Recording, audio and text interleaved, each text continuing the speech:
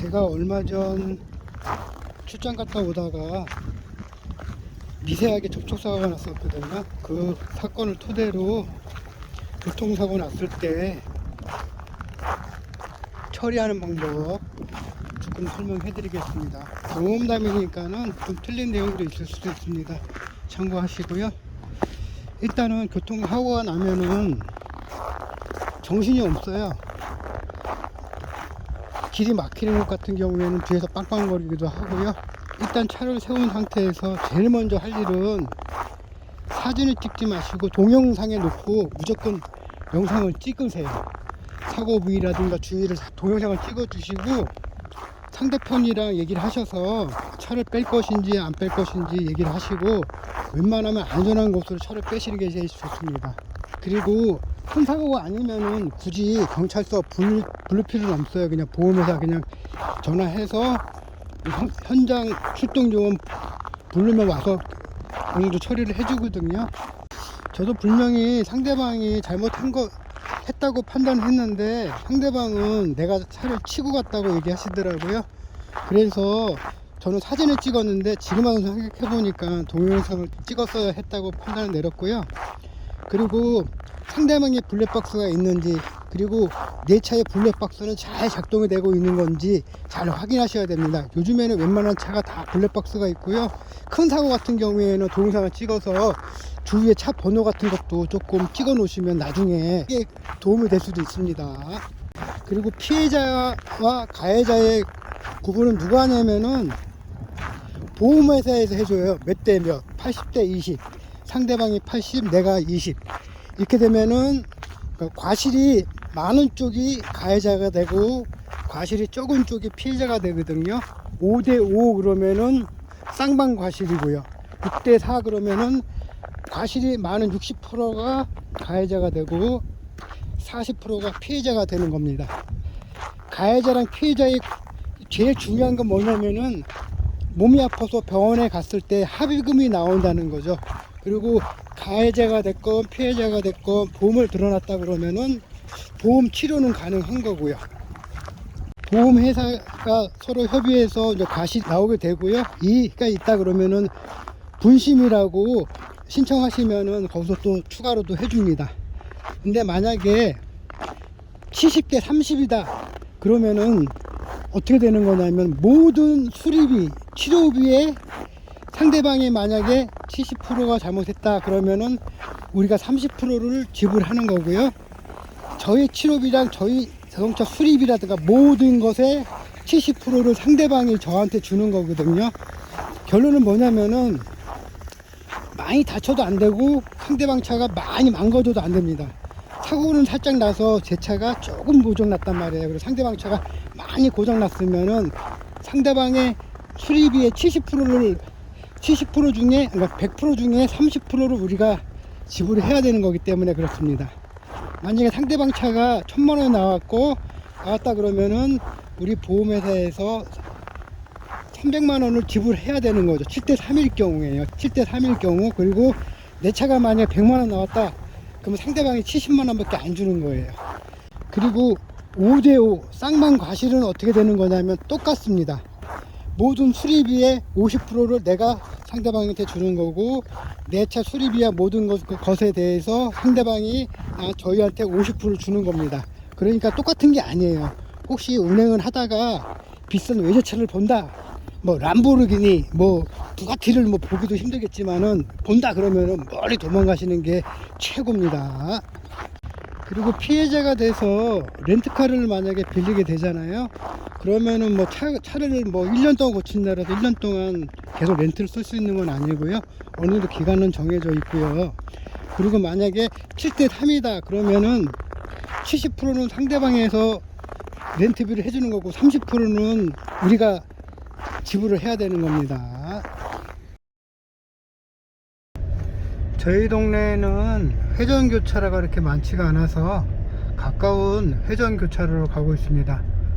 회전교차로는 2차선으로 가다가 2차선으로 좁아지는 길이거든요. 교통량이 없는 곳은 이렇게 해놨고요. 사거리 같은 경우에는 2차선으로 들어갔다가 2차선으로 나오고 이렇게 해놨거든요. 지금 보시게 되면 회전교차로예요. 회전교차로 들어갈 때는 좌측 깜빡이 켜고 들어가는 겁니다. 깜빡이를 안 켜게 되면은 범칙금이 3만원 나오고요. 이 상태로 쭉 도시면 되고, 저기 보시면은 회전차량 우선써 있거든요.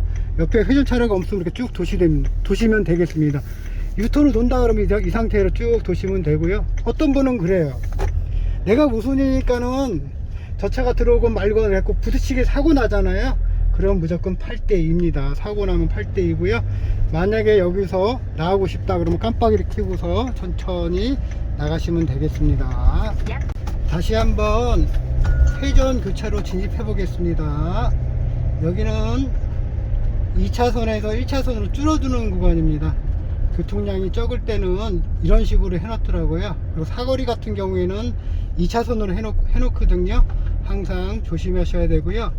교차로 사고는 기본이 깜빡이 켜시고요. 사고가 나면 무조건 8대2예요.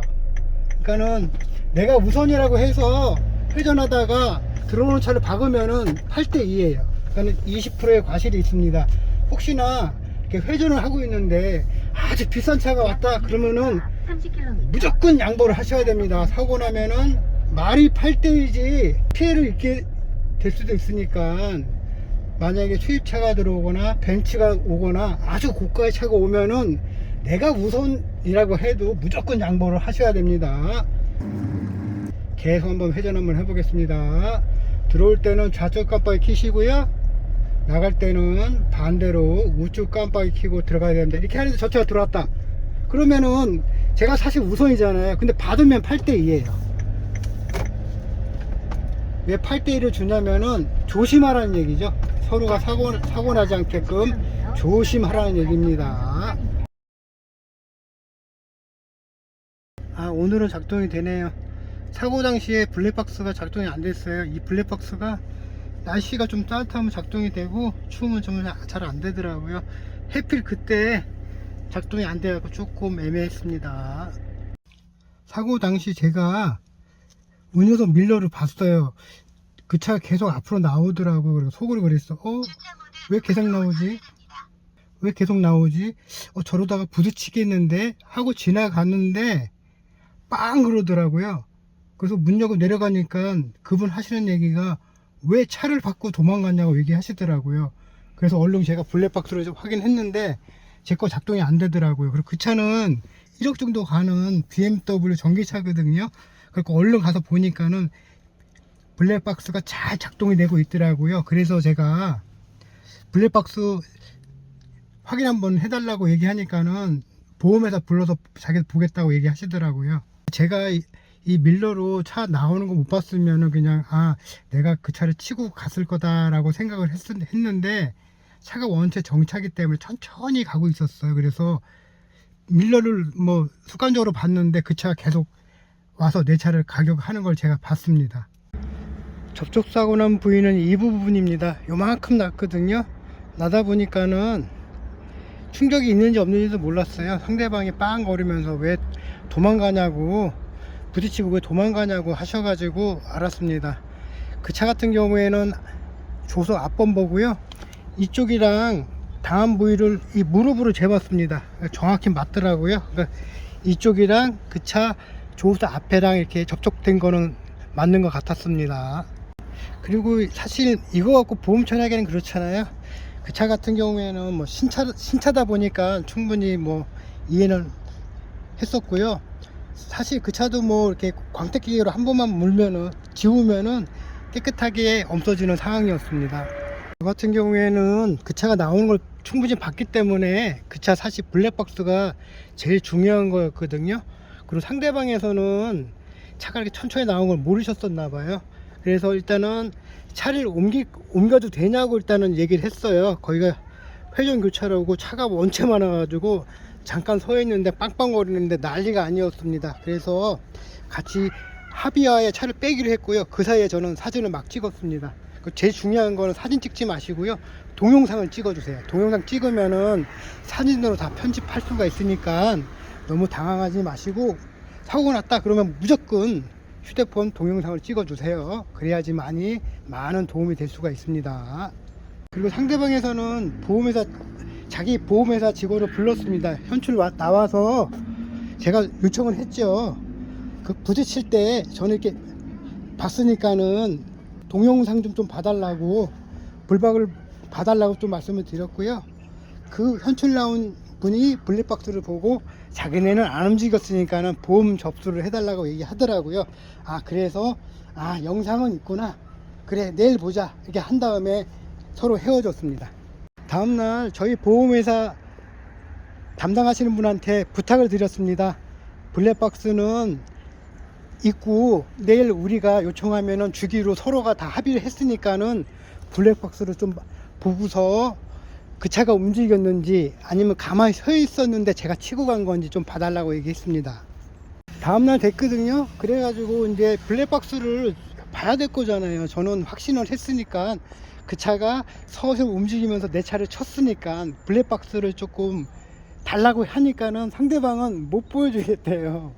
어제 왜 인정을 해놓고 오늘 왜 번복하느냐, 이렇게 말씀을 하시더라고요. 저는 확신을 갖고 있었지만은 혹시나 했어요. 근데 상대방 보험회사 직원이 불박을 보니까는 전혀 안 움직였다 하길래 내가 좀 잘못 알았나 하고 혹시나 물으니까는 미안하다고 얘기했거든요. 그거 갖고 인정했다고 얘기하는 것 같아요. 근데 그게 아니라 다음날 블랙박스를 우리 보험회사 직원이 나오면은 보여달라고, 그거 보고서 얘기하겠다고 이렇게 말씀을 드렸거든요. 상대방도 집에 가서 블랙박스를 많이 봤겠죠. 한 100번 정도는 보셨을 거예요. 보니까는 분명히 자기가 움직인 게 영상에 보이거든요. 그러니까 아마 블랙박스 영상을 안 줬던 것 같아요. 왜 그러냐면 보여주는 동시에 이제 가해자가 되기 때문이죠. 그러면서 상대방이 보험 처리하겠다고 말씀을 하시더라고요. 그래서 누가 잘못했는지 누가 잘했는지 하겠다고. 제가 봐서는 회전 교차로이기 때문에 제가 잘해도 8, 상대방이 2, 뭐 이런 식으로 나오거든요. 안 그러면 반대로 돼도 서로가 보험을 처리를 해야 되기 때문에요. 근데 그분이 보험 처리 안 할 거라고 저는 장담을 했습니다. 왜 그러냐면은 그분 남편이 디테일샵 하신대요. 광택내는 거 있잖아요. 그런 거 하는 업체를 운영한다고 말씀하시더라고요. 그리고 만약에 보험 처리 하게 되면은 그 차량가도 떨어지고 보험 수가도 올라가고 하는데, 제 생각은 광택기 갖고 뭐 한 5분 정도만 문대면 끝날 일이었거든요. 그래서 우리 보험회사한테 얘기를 했습니다. 각자 처리하기로. 이렇게 일단은 얘기해 달라고 말씀드렸고, 그 다음날 각자 처리하기로 결과가 끝났습니다. 제가 올린 다른 영상을 보고 싶다면은 구독 눌러 주시고요. 나올라카 클릭하시면은 이렇게 화면이 뜹니다. 거기에 동영상을 클릭해 주시면은 많은 영상을 보실 수가 있습니다.